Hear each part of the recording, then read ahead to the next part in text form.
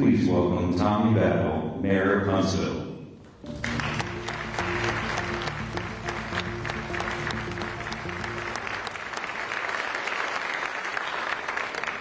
Good afternoon, everyone. We want to thank you all for being here, and to our guests, we want to say welcome to Huntsville. We're honored to host today's panel discussion presented by Eli Lilly and Company, and I really love this title, Fueling an Ecosystem to Ignite Biopharma Innovation in the Rocket City. Huntsville is an ideal place for this conversation. We think big. From pioneering genomics and advanced manufacturing to a deep bench in research institutions and industry partners where we make bold ideas a reality. Or maybe we make those bold ideas come alive. Today's conversation brings together leaders from industry, academia, and state government to explore what it takes to grow a thriving biopharma ecosystem. This includes the talent, the collaboration, and the kind of cross-sector partnerships that make Huntsville a success every day. It is now my honor to introduce the 54th Governor of Alabama, a leader who has championed economic growth and expanded opportunities for communities statewide and in Huntsville many, many times. Her leadership has helped Alabama become a national leader in job creation and industry collaboration. Please join me in giving a great Huntsville welcome to Governor of Alabama, Kay Ivey.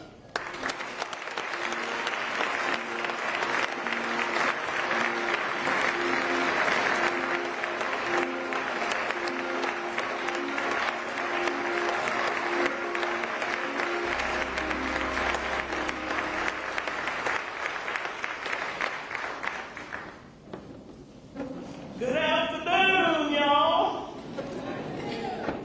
Mayor Battle, it's always great to join you here in Huntsville. And I am really thrilled and excited for today's conversation. And like you said, there's no better place for discussion on innovation than right here in Huntsville. Innovation is in our DNA here in Alabama. And no, I'm not just talking about our innovation on the football field. From inventing the windshield wiper to developing grocery delivery apps, Alabamians are always on the cutting edge.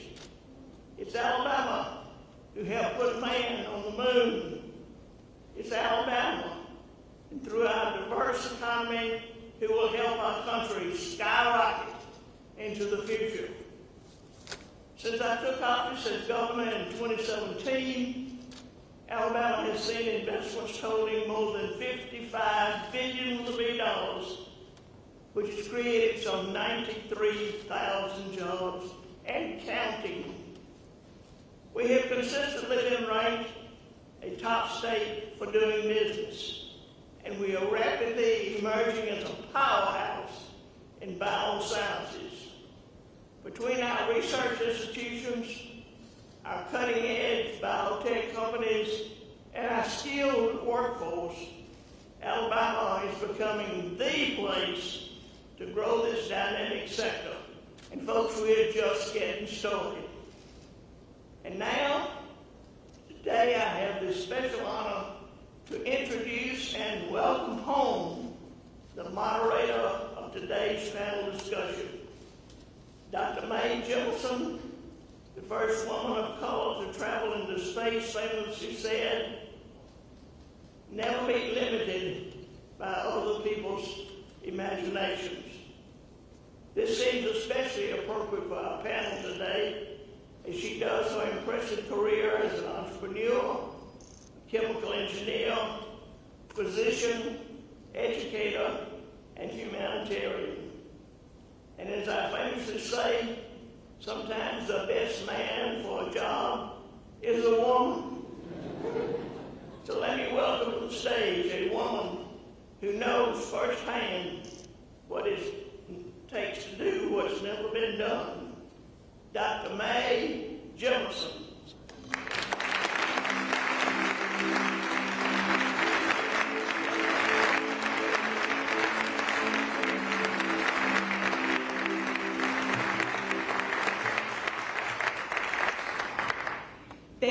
so much. It is my privilege to be here with you today. It is my privilege because you shared with me some of your time. So I want to share some notes on my journey here, and you know exactly how I arrived here. The first thing I need to comment on is that the way I got here is, well, I was born in Alabama. I was born in Decatur, just up the street. And by the way, I chose my parents really well because they were born in Alabama too. And my father, believe it or not, worked as a roofer on the Redstone Arsenal as it was being built. And little would we know that that whole system would bring me back to Huntsville to work and be trained as an astronaut for my space flight with Space Lab J. And so it is really important for me that I'm here today. I want to just acknowledge two people in the audience as well, because one of the things that happens when people think about astronauts, they think of it as just the astronauts, but they would never be able to do anything. We wouldn't go anywhere without the people who actually put, you know, the vehicles together, who do all the work, from the people who put on the tile to the people who train us. And Gwen Robinson, artist, who was a program, one of the program managers for my space flight, is here. And Homer Hickam, who I'm sure you all know, is also here. And he was my training manager for Space Lab J, so I'm really thrilled to be able to be here with them. So let me just tell you where we are right now. One of the things that happened to me is when I was growing up, I grew up during the 1960s. And this 1960s was a time where it seemed that our potential was limitless. There were so many things we could do. Every day it seemed like we were discovering new subatomic particles. People were breaking speed records on track and field. The modern day civil rights movement, the women's liberation movement. People thought that the world could change and they would be a part of it. So that's the environment that I grew up in. And that environment caused me to believe that it was important to pursue the extraordinary, that I could pursue the extraordinary. But I believe in pursuing the extraordinary tomorrow because it builds a better world today. So let me tell you a little bit again about how I ended up here, what the work I'm doing today besides being in the astronaut corps. Well, I work on a project, one of the things called 100-Year Starship. And 100-Year Starship was seed funded by DARPA to ensure that we have the capabilities for human interstellar flight within 100 years. The capabilities, not launching the Spaceship Enterprise, but the capabilities. And what we did with our proposal is say that it had to be an inclusive, audacious journey that would transform life here on Earth and beyond.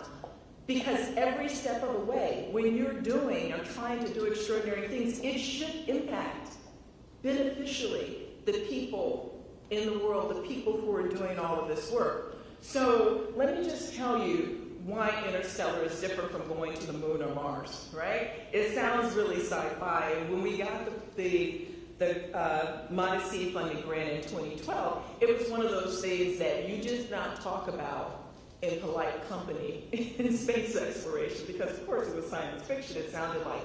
But the reason why it's so important is because it's the extreme hurdles of interstellar flight space that makes us have to reimagine, to rethink everything that we thought we knew, because you can't do it easily. And it's going to hit and create radical leaps in innovation for every human discipline that we have to be able to do it. Why is it that different? It's that different because if you think about it, I'm just going to put this in context. Voyager, which I think is the coolest thing we did, Voyager, that probe, was launched in 1977, and it's been traveling at over 35,000 miles per hour since 1977, but it just left our solar system. And if we're going to Alpha Centauri, our closest neighboring star, which is 4.2 light years away, 25 trillion miles, it would take it 50 to 60,000 years to get there. That's different from what we do today, because we have to go faster. And as soon as you put humans in the loop, then you have to rethink everything that we think we know. That is the reason why this is so important, and that's the reason why I continue to talk about how do we do extraordinary things? How do we do the things that we know we can't do or think we couldn't do before? And to do this, I'm going to quote 3 women from Alabama. This is get started. Remember I told you I chose my parents well? My mother, Dorothy Mae Green Jemison, she said, to merely offer the goal to be number one is foolish. You know how people always say we want to be number one? Or what the student wants to be the number one in this. That's not necessarily the goal, because if only you're achieving to do number one, you may not rise to your own level of excellence. And being number one is not possible for everyone, but we can all achieve our own excellence. So when I was growing up, it wasn't okay for me to just get great grades in school. I had to do the best I could. And that included my mother, who was an English teacher, marking my papers when I was going to turn them in high school and telling me she would give an F1 if she had them. Not because the teachers didn't like them, but because she said I could do better than that. So it's living up to our own level of excellence, which I think is part of what all we do. The other person I want to quote is Helen Keller, who you know was blind and deaf and mute, and yet she changed the world in astounding ways. But Helen Keller said, all the world is full of suffering, but it's also full of overcoming. So with all the things that are happening in the world today, the illnesses that we have, the things that we see around the world, we have an opportunity to change that. Helen Keller also said that science has no remedy for the worst evil of them all, the apathy of humans. So it really comes up to us to figure out what we do in the world. Which brings me to my final quote from Zora Neale Hurston.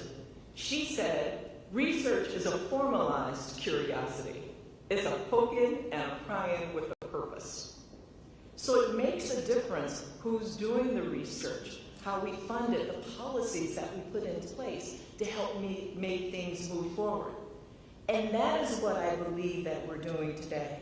We're really talking about how to bring together that confluence of events that allow us to grow bigger, that allows us to do more. When I think back on my career, it doesn't just start and stop with the cute little orange flight suit picture.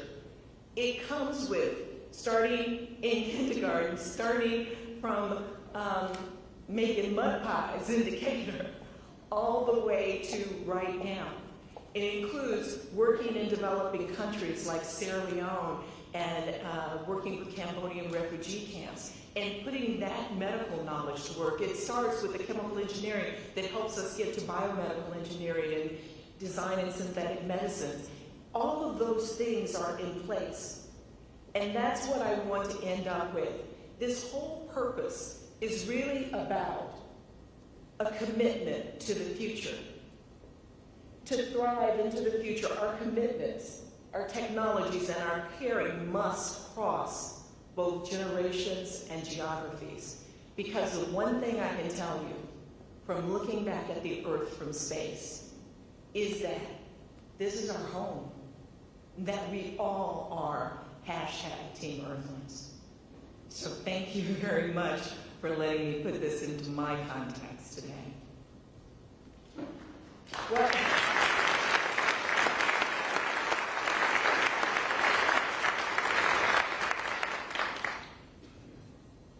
the one thing that I've learned, again, is that when you do great things, it's never done in a single leap. It's about community. Community that chooses to keep reaching together.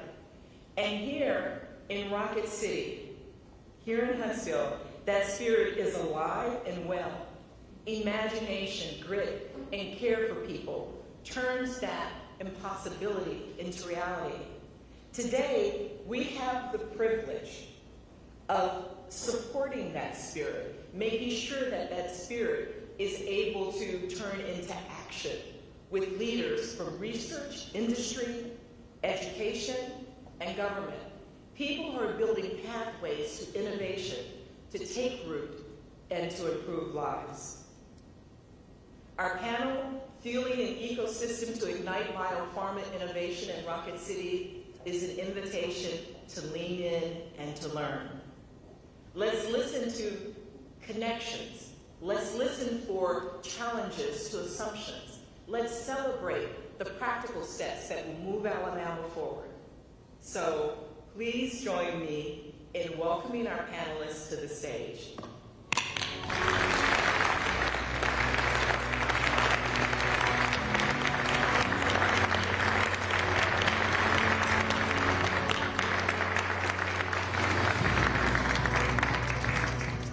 So thank you each for being here, and let me introduce you. Okay, we can sit down, and then I'll be right there. First of all, Jimmy Hodges. He's the president of Calhoun Community College, North Alabama's largest two-year institution, providing affordable, workforce-driven education. Neil Lamb, the president of Hudson Alpha Institute for Biotechnology. It's a leading nonprofit with more than scientists, educators, and entrepreneurs working across disciplines. And Ellen McNair, who is the Secretary of Commerce for the state of Alabama, and she is responsible for leading the state's economic development strategy. Charles Carr is the president of the University of Alabama in Huntsville, a nationally recognized research institution that produces engineers, scientists, nurses, educators, and business leaders to support Alabama's highly technical workforce. And Dave Ricks, the chair and CEO of Eli Lilly Company, a company that's nearly 150 years old. It's an American company that develops medicines for some of the world's most difficult health challenges. So, let's get started.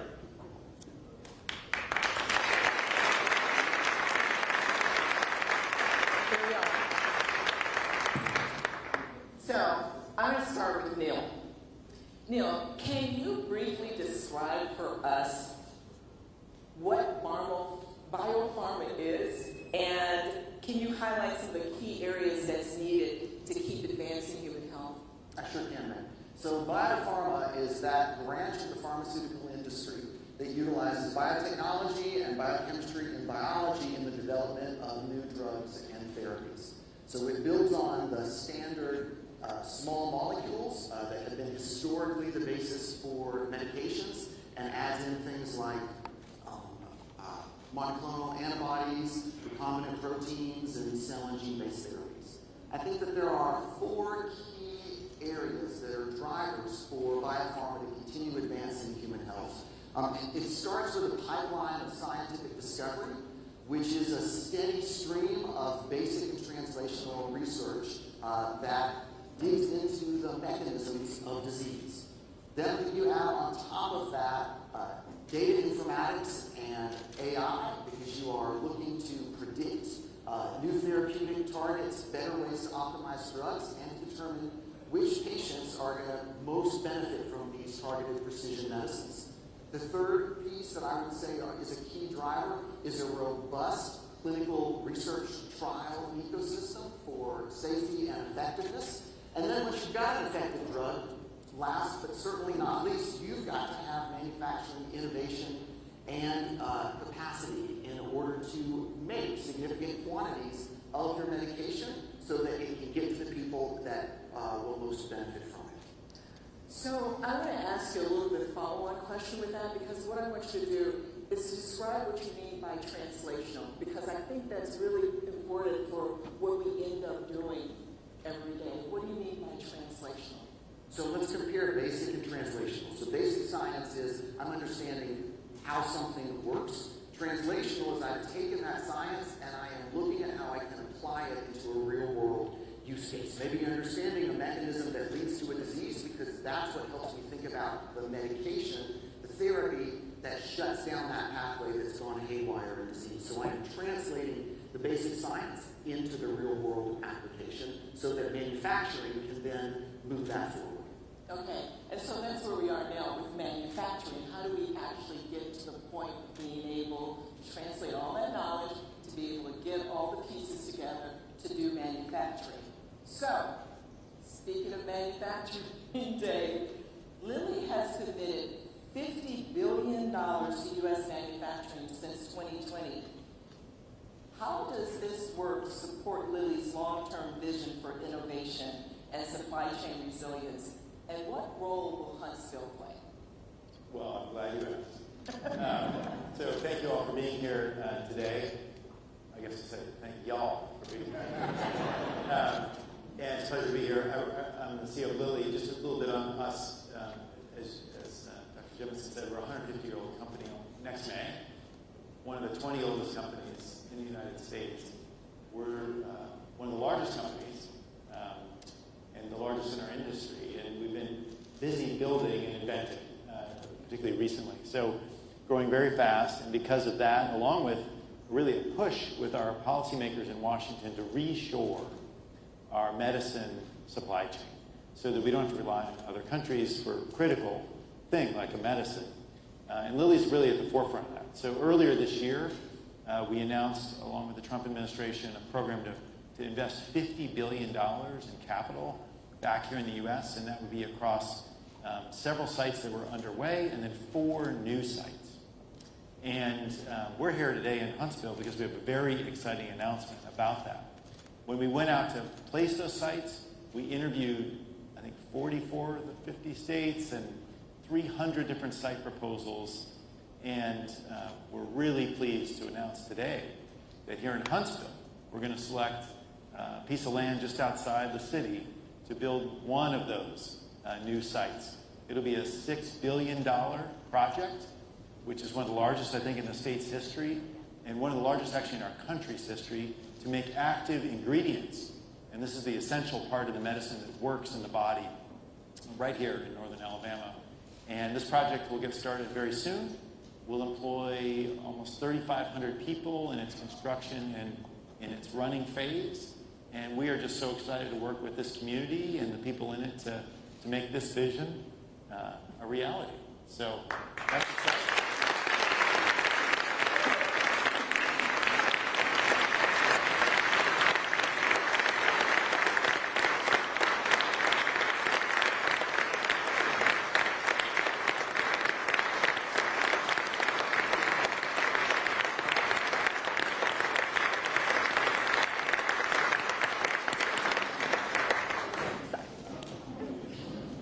So I think everybody's very excited about this. Yeah. What other details can you share with us about what the new facility will do, Yes. how many jobs it will create, and why Huntsville? Why is Huntsville the right choice? Yeah, let me start with that. I think we, as I said, looked at over 300 different proposals. And from those, we just selected 4. So Huntsville's a very special place because, as you can imagine, it's a very competitive environment. I think a pharmaceutical manufacturing site like the one we're going to construct here is a very attractive asset in the community for a few reasons. One, the roles themselves, the permanent roles in the site, our average wage is a little over $100,000. These are a lot of operator jobs, but the operators aren't people moving things around, driving fork trucks. These are people operating robotics and machines, programming technology, engineers and scientists. So all the way up to PhD level. So this is a very highly skilled workforce with great pay and benefits. So that's a really family-changing kind of opportunity for the families that will work there, the members of the family that will work there. Constructing the sites is also a high-tech operation, and we'll bring in, over the course of the next 4 years or so, 3,000 people of all kinds of skills to build you think of a plan, it looks like a big box, but inside it's actually a big machine. There's all kinds of integrated automation. In fact, this site in Huntsville will be the most advanced pharmaceutical plant we've ever built. It'll be automated, infused with AI, and really the best we can do with the state-of-the-art. So that'll demand, I think, a lot of people being here and adding to the economy, and importantly, for pharmaceutical plants, including this one, we expect to have a multiple of 4 times the economic impact of our own. So for the $6 billion we put in, we expect at least $25 billion of spillover effect into northern Alabama. What does that look like? People wonder. Of course, there's the construction impact and the wages impact on those companies, but it'll add jobs and employment to that side of town. And, I was visiting one of our sites we're building in Indiana, and met with the mayor and the guy who runs the Ford dealership, and his business is booming, and the flower shop is booming, and the restaurants for breakfast. The spillover on the community is tremendous, not to mention our own supply network that will begin to relocate closer to Huntsville. So many opportunities with this. We will make medicines for all kinds of diseases. These are going to be synthetic medicines, which builds on a regional capacity for chemical synthesis and chemical engineering that's in this area, close to your heart, Dr. Jones. And what will those be for? Conditions like obesity, which is a common disease, diabetes and cardiovascular diseases, but also cancer and more specialized diseases. We'll make them here in Alabama, we'll ship them around the world and change people's lives with the medicines we make.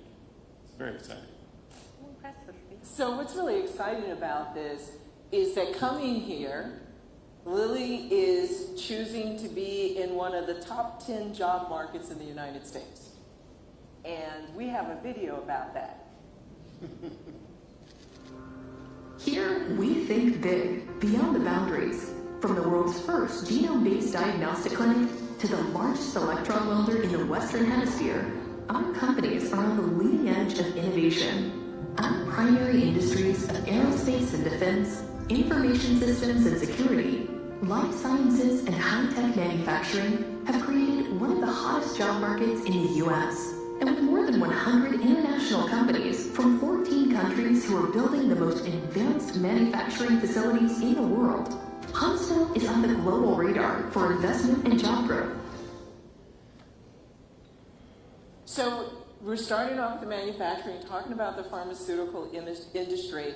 Ellen, how does the pharmaceutical industry fit into Alabama's long-term vision and planning? After that announcement, you really need the four of us. That's a hard act to follow. It's really hard to do. But I just do want to say on the follow-up to that announcement, this is an incredible, unique project that will redefine our state. Just like Mercedes, almost over 30 years ago, that redefined our state for the automotive sector. This project is truly, truly going to redefine our state in ways that right now we really can't even imagine. So thank you so much to Eli Lilly for selecting Alabama. Thank you to the Team Alabama, both the state and local members of Team Alabama who worked so hard to make this a reality. It was over 2 years of recruitment and work to get to this day. So obviously, this is an amazing day, an amazing time, the single largest project in the state's history. The largest single project in the state's history.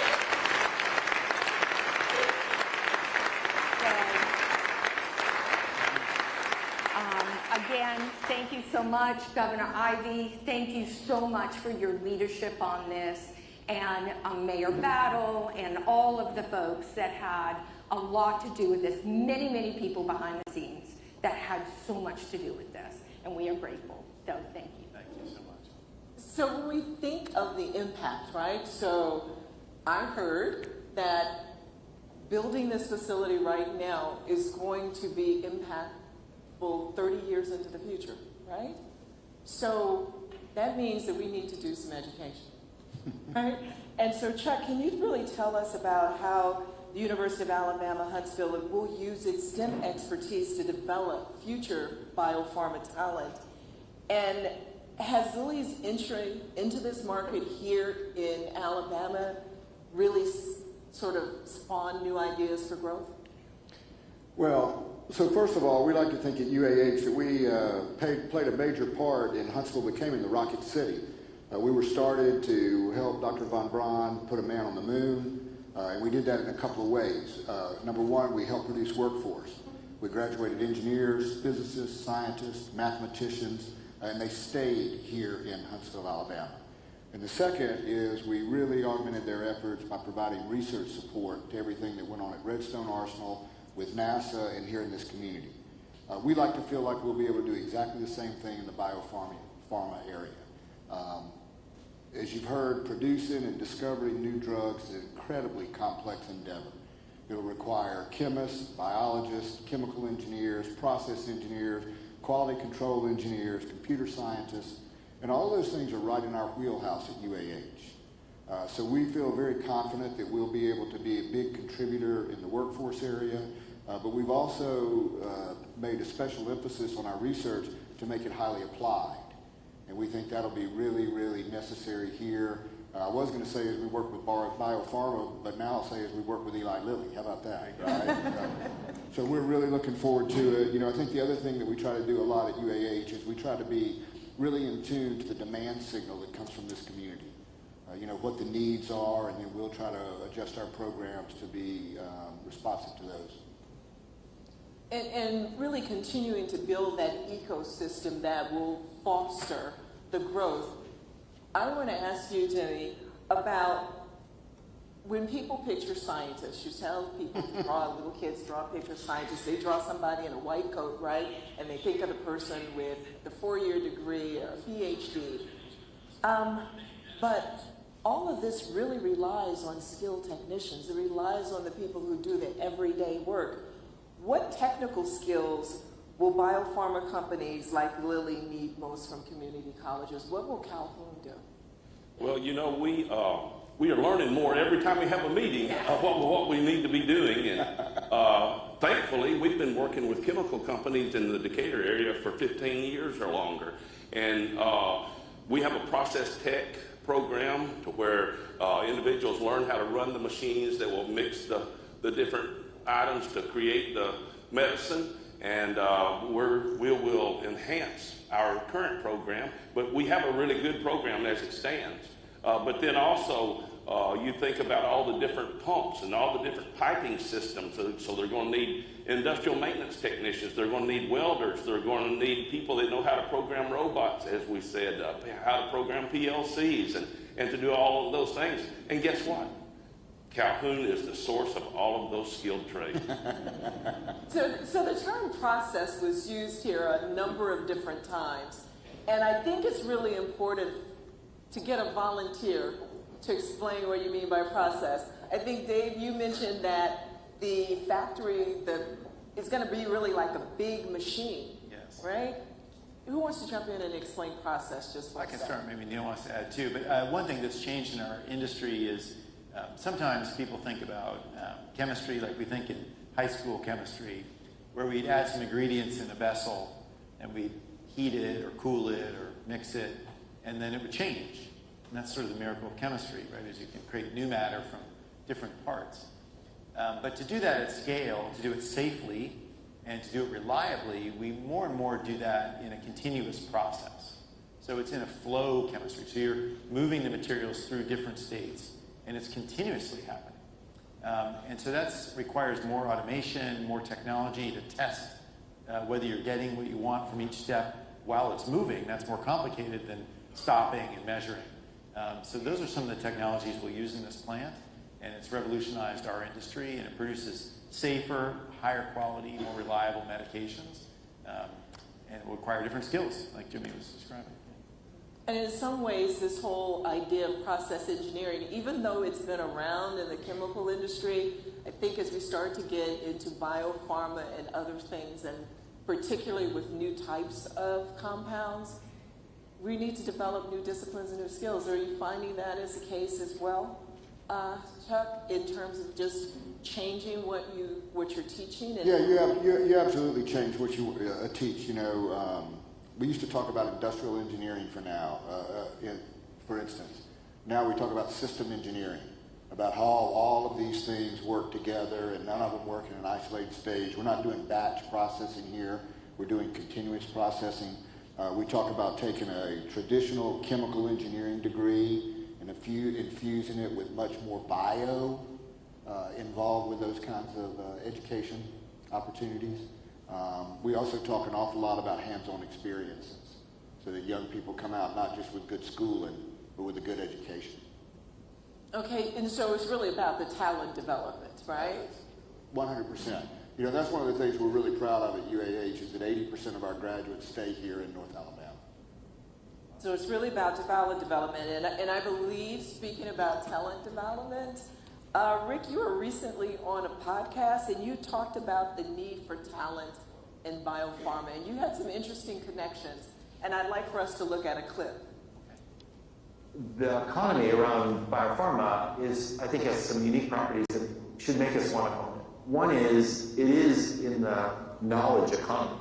To me, sort of the pinnacle. It's hard to high technology. It's the premier league of knowledge economy. You guys find to know people. I mean, the diversity of skill sets needed to do it well at the highest level of their game is extreme. I don't think it exists. Maybe rocketry. Maybe there's a few other things like this, but it is requires a lot of talent. So you know we had to get that in with rocketry, right? So tell me the connection between that comparison with rocketry and biopharma. Yeah, maybe at two levels that you can think about it. We have like a little saying at Lilly, you know, that we're not doing rocket science to make a new medicine. It's actually much harder. But there are a lot of. We'll learn more about rocketry. But there are some similarities, right? We're exploring the unknown. You know, we although we live in our bodies, we still maybe know 15% of human biology. And like with space, where we really are exploring into the unknown. And when you do that, you have to be extremely precise and safe, because lives are at stake, and you have to estimate very carefully the conditions you're going to operate in. And for us, we're doing that at a microscopic level. Space, obviously, very big vessels and big machinery, but I think they have those characteristics. And it's exciting to do that. I think it inspires young people, as you've done, Dr. Jemison, and to do things that have never been done before. And I think in our video at the top, we talk about that literally our mission is to make the incurable curable. That's what we do, just like an astronaut's trying to make an unknown a known, what is happening. So we have that kind of mission and technology sophistication and precision that is required in space travel as well. I think also to do that, you need a very complicated set of people, and that's what I was trying to talk about on the podcast, and Chuck was just mentioning. And I think as technology has developed further, we find more and more verticals have to come together, people, different disciplines. And that's not quite enough either, because they have to know enough about each other's stuff to work well as a team. So we call teammates at Lilly part of Team Lilly, and it really is like we have one mission, one goal, but different skills and different contributions coming together. And that's what will be required at our site here. We'll have people who are experts in chemical engineering or in process technology have to come together to solve problems. It's software and hardware and other things. And that makes careers exciting. It makes the work challenging, but it also makes, when you get to effectiveness, kind of a sustainable advantage, because it's hard to do what we do. But the core will be recruiting great people. The question backstage is, where will the people come from? We won't have a busload of people coming from Indiana. We'll have a few people to seed it, but mostly we'll hire from Northern Alabama, and hopefully from many of the schools represented here, or maybe from the region. And people will come to live here and work in the plant and work as teammates in that mission to make the incurable curable again. So Ellen, this is a lot for Alabama to support. Yeah. So can you just talk a little bit about how the state supports advanced manufacturing, training, any new initiatives that are being launched, facilities to ensure that the workforce is ready for the opportunities and can even push the opportunities further? No pressure at all, right? No pressure to do any of that at all. I mean, obviously, Huntsville in North Alabama has a great system already with workforce development. I mean, we've already heard a little bit about that on the panel today. And our state has a world-class training program, the AIDT training program. World-class, constantly in the top 3 workforce development initiatives around the country, and really a best practice. from around the world. So we're very excited that AIUT will be a partner with both of our institutions here and will be a partner in the community. And not only that, we'll actually build a training center just for this project. And again, thank you, Governor Ivey, for the support to be able to do that. So there will be a whole new training center that will be built to support this and work alongside these institutions here. And not only with their help with the workforce, but also the infrastructure that's needed. And one of the real important roles the state is playing now is the development of sites and infrastructure for future projects. So they have been programs called Growing Alabama and the Seeds program that have really gone out and tried to get ahead and build these sites and have these sites prepared for the future. So we're excited to be able to support because of that work and the leadership of Governor Ivey. I mean, that's one of the reasons we came here, is it's a site ready to go to work on. Right. It's not something where we have to put in infrastructure, we have to wait for permitting. These were key criteria. So your vision is paying off with this. Well, and a lot of credit goes to Huntsville and the area for preparing that in the future. That is a very special site that's been waiting, and the mayor can shake his head and affirm that what I'm saying is true, that's been a very special site waiting for a very special project. So very excited to have it there. So I'm going to ask a question that's not in the script. In terms of this, as we're talking about it, we talk about the state of Alabama. How does this impact the rest of Alabama? And I know that that there's like the University of Alabama, Birmingham, sort of in the middle of the, not really north, really not south. How does it impact the rest of Alabama? And how does the rest of Alabama? What's the name of that other university? So I'll speak to the universities. Actually, everybody thinks of the universities in the state of Alabama in the context of athletic rivalries. And certainly those are passionate. But look, we've got great working relationships with universities all across the state. I spent a long time in Tuscaloosa. The president at Auburn University is a chemical engineer. Visited just the other day with Don Killingsworth, the president at Jacksonville State University. So we understand that none of us individually can take care of all the needs that are going on in this state. We can't take care of all of them up here in North Alabama. I mean, fundamentally in North Alabama, you're talking about exploration of new worlds, you're talking about the defense of a nation, and you're talking about producing medicines that are going to allow people to live longer, healthier lives. There's not a university in the world that can take care of all those things. So we work really, really hard to collaborate, not just with universities across the state, but I think it's probably important too that we shout out here. Love working with Jimmy at Calhoun, but we also have Drake State here, Alabama A&M University, Athens State. So I think you'll see a great spirit of collaboration amongst the universities in Alabama. And along that line, Neil, can you talk a little bit about Hudson Alpha work? Yeah, I sure can. I think that when Hudson Alpha was founded by Jim Hudson, who I think is in the audience, and the late Lonnie McMillan, the idea was that if you brought world-class scientists and entrepreneurs and educators together with a shared infrastructure, you could more quickly move discovery into real-world application. And I think Jim and Lonnie saw that creating that bioscience ecosystem here would actually one day attract large global organizations, because we would have built that sense of collaboration, that sense of camaraderie. And I think it's amazing. It's a beautiful validation of the vision of Hudson Alpha, and also of the concept of collaboration.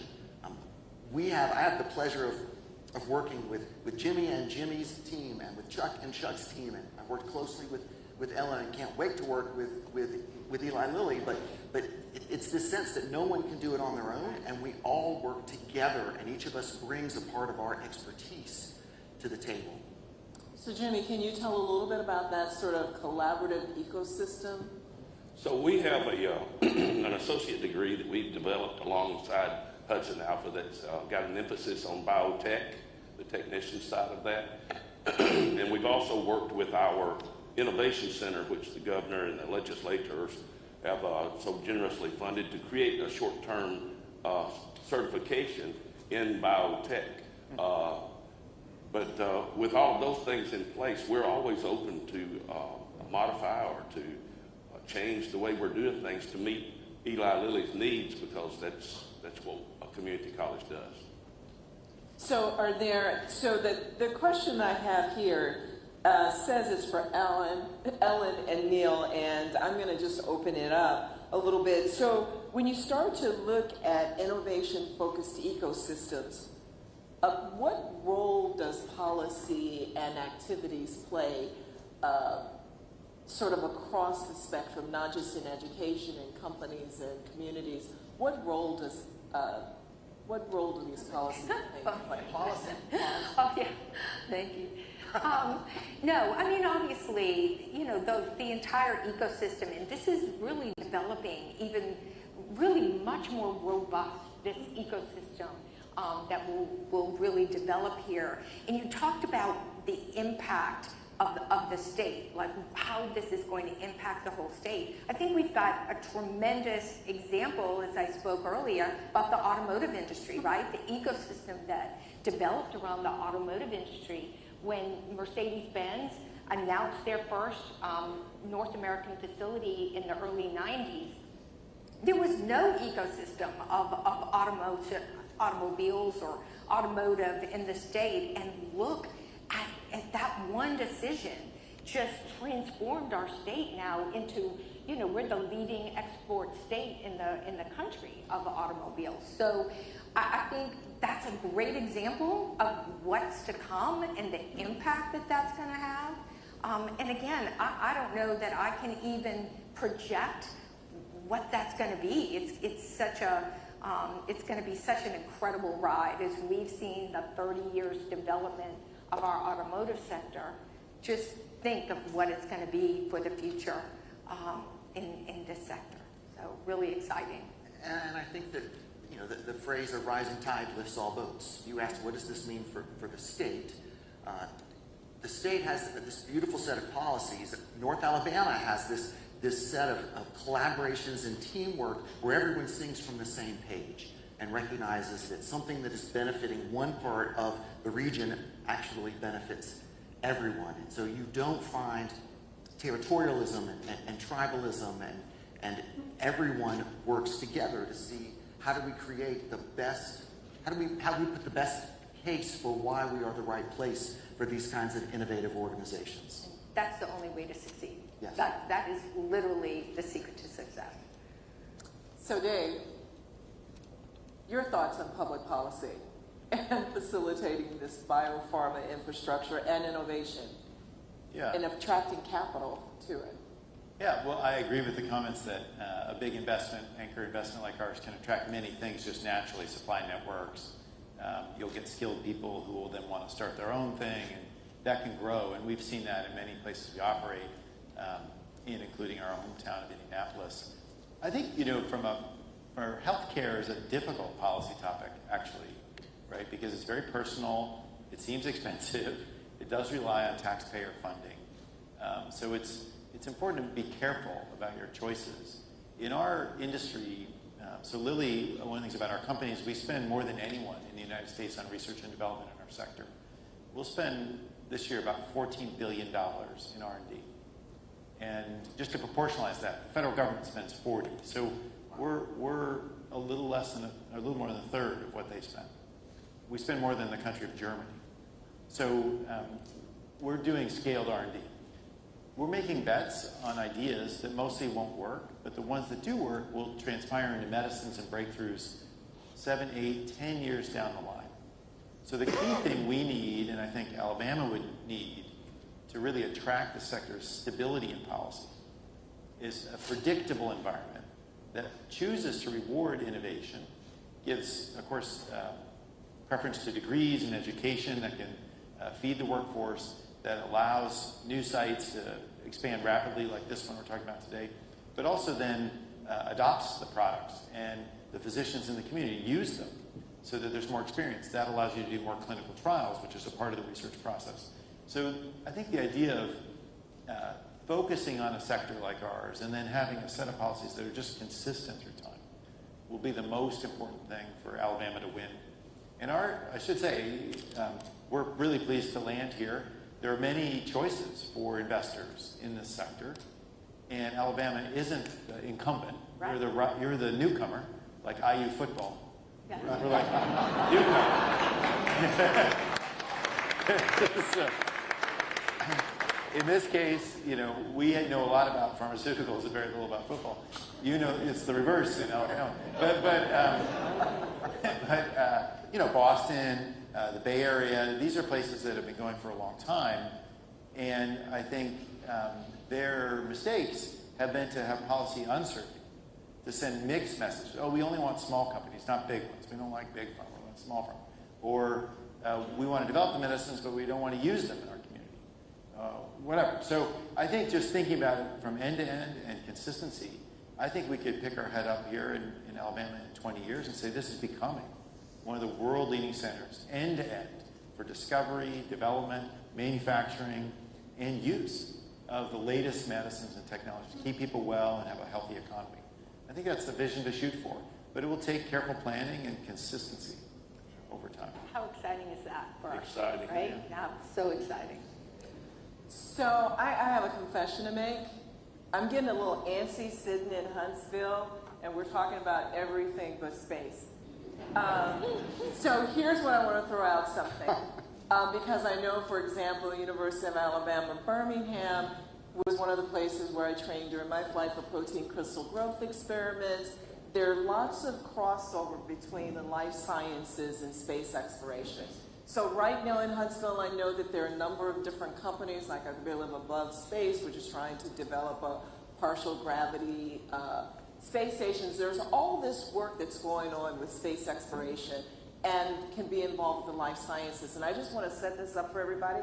This is my piece on policy. It's not written in here. But when you think about it, space provides a platform for testing life sciences systems, whether you're talking about growing large protein crystals or whether you're talking about how the body adapts to unusual environments, or being able to look down at the Earth, right, from space and understand ecosystems like, for example, vector-borne diseases that need specific biological systems in order to grow or to be controlled.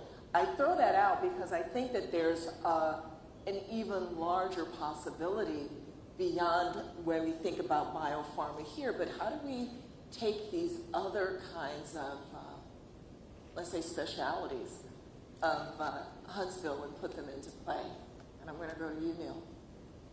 So I would start by thinking about, if we're going to have long-term space exploration, we clearly are not going to be able to ship every potential kind of medicine that we're going to need up to space. So we've got to think about how are we going to actually create medicines on the fly as they're needed, which is a whole different way of thinking about what process engineering and chemistry looks like. I think there's a logical connection and connectivity there.